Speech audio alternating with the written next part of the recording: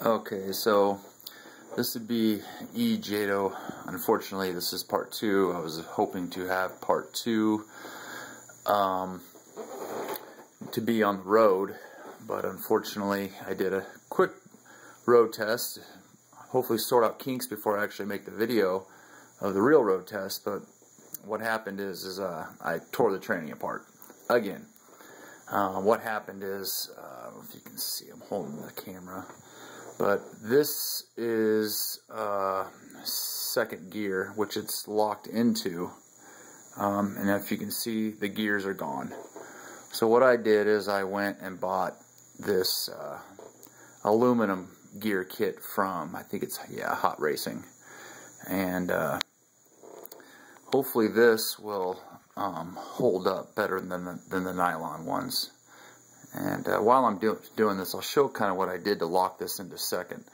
What you're looking at here in the middle is the primary clutch, and what I did is I drilled holes through the primary and into the second gear, basically between the threads and the main bearing that's in this. I already got locked in, but then what I did is I took these little pins you can see here and I pressure fit them through the primary clutch and second gear, which is these little pins. Are the same pins you put in the axles for locking your tire wheel hubs on, and it's the same pins that are used in the tranny to lock gears onto the main shaft.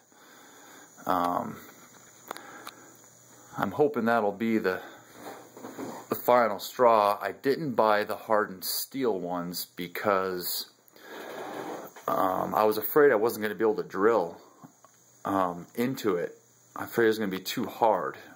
The aluminum ones actually drilled through really nicely. You can actually still see these little aluminum twisting shavings that came out of that second gear. And they pressured in real nice. You probably can't see in this camera, but I did put a little bit of epoxy. You can see it on there. It's too close to the camera, it's glaring.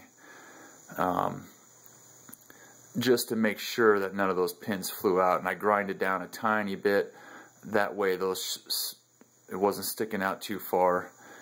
If they stick out too far, they're going to rub on the inside of the transmission case, and you'll just end up you know, destroying the transmission housing.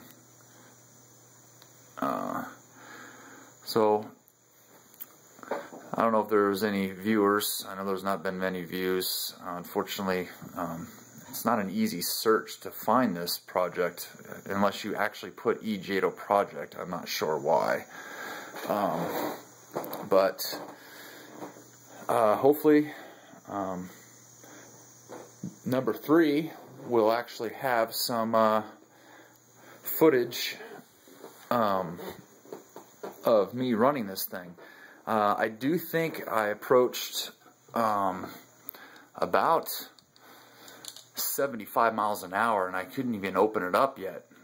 So I'm hoping to reach a speed of about I'm hoping for 100 plus is my goal. I did buy this thing recently. This is a little GPS Garmin Forerunner. I bought it used on eBay. I'm going to strap this in. This measures precise speed.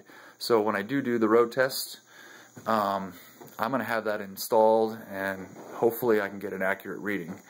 Like I said in the first video, there was an option to do an RPM gauge and speed gauge on my little telemetry I have on this controller, but as you can see here, the spur gear is only 2 teeth larger than the pinion, and there's no place to measure or mount the little gauge that comes with the Spectrum or controller to measure RPMs and speed. I guess that's about it. I'm always open for suggestions. Anyone's had more experience in this than me, you know, and you got any ideas, let me know. Thanks.